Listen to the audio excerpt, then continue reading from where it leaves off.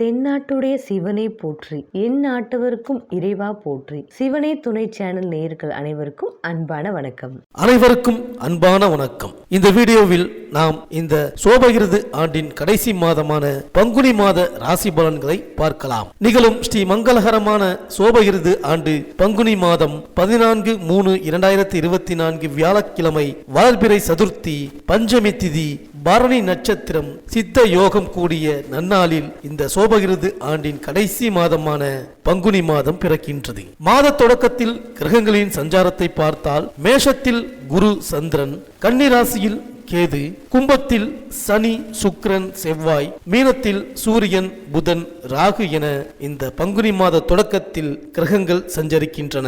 இந்த பங்குனி மாதத்தில் சூரியன் மீனராசியில் பயணம் செய்வதால் மீன மாதம் அல்லது மச்ச மாதம் என்று அழைக்கப்படுகின்றது.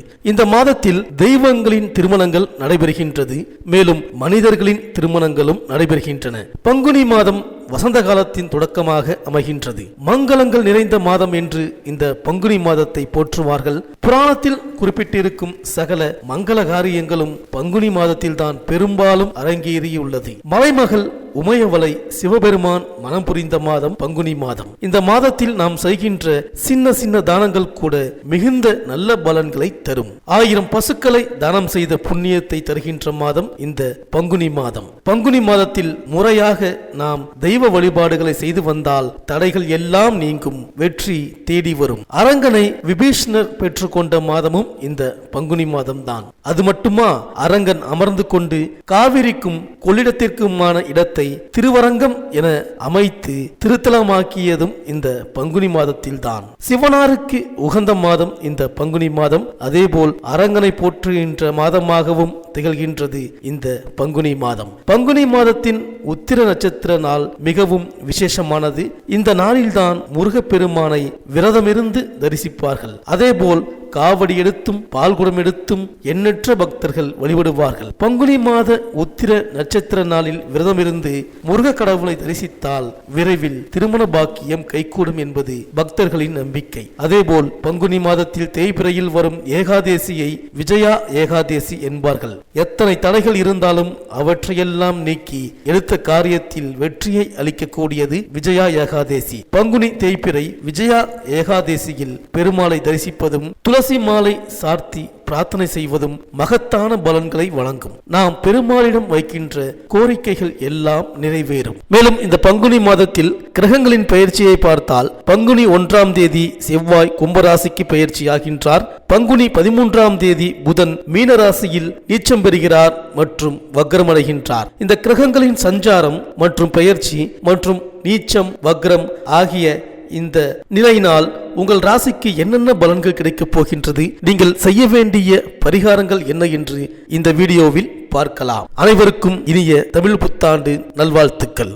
செவ்வாய் பகவானை ராசிநாதனாக கொண்ட மேஷ ராசி அன்பர்களே, இந்த பங்குனி மாத கிரக நிலைகளை ஆராய்ந்து பார்க்கும் பொழுது இந்த மாதத்தில் பெரும்பாலான இனிமை சம்பவங்கள், மன நிம்மதி சூழல்கள் நடக்கும். யோகாதிபதியான சூரிய பகவான் 12ஆம் இடத்தில் உங்கள் ராசிநாதனோடு சேர்க்கையாகின்றார். இந்த மாதம் தொடங்கி 17வது தினங்கள் வரை மற்ற கிரக சாதக அதிர்ஷ்டங்களால் நீங்கள் திட்டமிட்டு வைத்துள்ள அனைத்து விஷயங்களையும் எளிதாக சாதித்து இலக்குகளை லாபகரமாக அடைவீர்கள்.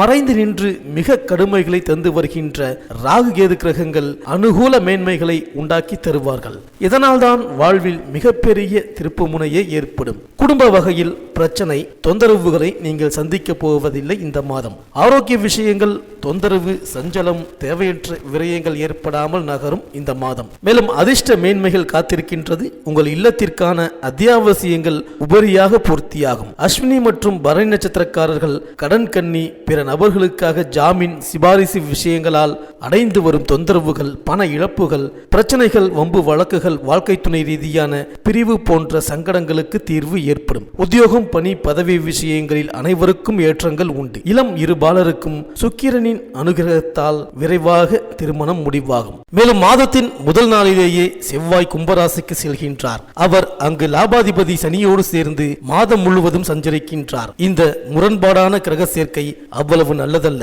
எதிர்காலத்தை பற்றிய பயம் அதிகரிக்கும். எதிலும் துணிந்து செயல்பட இயலாது. எவ்வளவு பணம் வந்தாலும் உடனுக்கு உடன் செலவாகி மனக்கலக்கத்தை உருவாக்கும். தொழில் வளர்ச்சி சிறப்பாக இருக்கும். இந்த நேரத்தில் கூட்டாளிகள் தங்களுக்குரிய பங்கை பிரித்து கேட்பதால் அச்சம் ஏற்படும். மற்றவர்களை நம்பி செயல்பட முடியாது. பழைய கடன்களை அடைக்க எடுத்த முயற்சிகள் கைகூடும். இருந்தாலும் புதிய கடனும் வாங்குவீர்கள். உத்தியோகத்தில் அதிகாரிகள் மற்றும் சக பணியாளர்களின் ஆதரவு குறையும். இதனால் வாக்குவாதங்கள் ஏற்பட்டு விருப்ப ஓய்வில் வெளிவரலாமா என்று கூட சிந்திப்பீர்கள். இது போன்ற காலங்களில் செவ்வாய் மற்றும் சனிக்கு உரிய சிறப்பு வழிபாடுகளை யோக பலம் பெற்ற நாளில் செய்வது நல்லது. கும்பத்தில் தன சப்தமாதிபதி சுக்கிரனும் இருப்பதால் சுப செலவுகளை மேற்கொண்டால் வீண் விரயங்கள் ஏற்படுவதை தவிர்க்கலாம். மேலும் நீச்ச வீடான மீனத்தில் சஞ்சரிக்கும் புதன் பங்குனி 13ஆம் தேதி வக்ரம் பெறுகின்றார். ஏற்கனவே நீச்சம் பெற்று சஞ்சரிக்கும் புதன் இப்பொழுது வக்ரம் பெற்று வலிமை இழப்பது யோகம்தான். ஏனென்றால் கெட்டவன் கெட்டிடில் கிட்டிடும் ராஜயோகம் என்பதற்கு ஏற்ப நல்ல பலன்கள் நடைபெறும். உங்கள் ராசிக்கு 3, 6 ஆகிய இடங்களுக்கு அதிபதியான புதனால் சகோதர ஒற்றுமை பலப்படும். புதிய உத்தியோக முயற்சி கைகூடும். கடன் சுமை குறையும். தொழிலில் இருந்த குறுக்கீடுகள் அகலும். புதிய பங்குதாரர்களால் பொருளாதாரம் உயரும். மேலும் பங்குனி 19ஆம் தேதி மீனராசிக்கு சுக்கிரன் செல்கின்றார். அது சுக்கிரனுக்கு உச்ச வீடு. அவர் அங்குள்ள புதனோடு இணைந்து புத சுக்கிர யோகத்தை உருவாக்குகின்றார். மேலும் அங்குள்ள சூரியனோடு இணைவதால் புத ஆதித்ய யோகமும் ஏற்படுகின்றது. எனவே இந்த காலம் ஒரு பொற்காலமாகவே அமையும். தொட்ட காரியங்களில் எல்லாம் வெற்றி கிடைக்கும். தொல்லை கொடுத்தவர்கள் விலகுவார்கள். குடும்பத்தில் மகிழ்ச்சி அதிகரிக்கும். குலதெய்வ பிரார்த்தனைகளை நிறைவேற்றுவீர்கள். தொழில் வியாபாரத்தில் கூடுதல் லாபம் கிடைக்கும். வாக்குவன்மையால் புதிய ஒப்பந்தங்கள் வந்து சேரும். உத்தியோகத்தில் நல்ல பொறுப்புகள் கிடைக்கும். மேலும் மாதம் முழுவதும் மீனராசியில் சூரியனும் ராகுவும் இணைந்து சஞ்சரிக்கின்றார்கள். இந்த முரண்பாடான கிரக சேர்க்கை விரயஸ்தானத்தில் இருப்பதால் கூடுதல் கவனத்தோடு செயல்பட வேண்டும். எல்லா வழிகளிலும் விரயங்கள் வந்து சேரும். நினைத்த காரியத்தை உடனடியாக நிறைவேற்ற இயலாது. எதிர்மறை எண்ணங்கள் வந்து அலைமோதும். பிறருக்கு வாக்கு கொடுக்கும் முன் யோசித்து செயல்படுங்கள். உத்தியோகம் தொழிலில் வரும் இடர்பாடுகளை சமாளிக்க அனுபவம் மிக்கவர்களின் ஆலோசனை கை கொடுக்கும். பொது வாழ்வில் உள்ளவர்களுக்கு செல்வாக்கு உயரும். செயல்பாட்டில் வெற்றி கிடைக்கும். வியாபாரம் தொழில் செய்பவர்களுக்கு லாபம் அதிகரிக்கும். புதிய ஒப்பந்தங்கள் வரலாம். உத்தியோகத்தில் உள்ளவர்களுக்கு உயர் பதவி உண்டு. மேல் அதிகாரிகளின் ஆதரவு திருப்தி தரும். கலைஞர்களுக்கு சந்தர்ப்பங்கள் சாதகமாக அமையும்.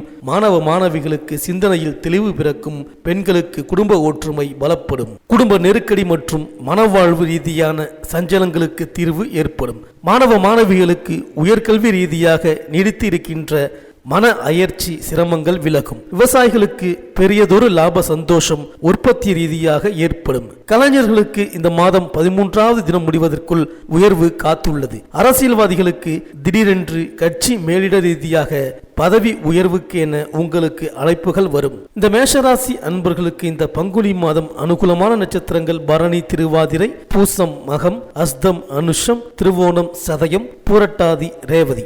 அதிர்ஷ்டமான நாட்கள் ஆங்கில தேதியில் மார்ச் 14, 17, 19, 21, 23, 25, 27, 29, 31 மற்றும் ஏப்ரல் மாதம் 1, 3, 5, 8, 9, 11, 12, 13. இந்த மாத ஞாயிற்றுக்கிழமைகளில் ஸ்ரீ சூரிய பகவானுக்கு பரிகாரம் செய்து வழிபட்டு வாருங்கள். திங்கட்கிழமையில் விரதமிருந்து சிவபெருமானை வழிபட்டு வாருங்கள். இந்த மேஷராசி அன்பர்களுக்கு இந்த பங்குனி மாதம் அனைத்தும் நன்மையே நடக்கும்.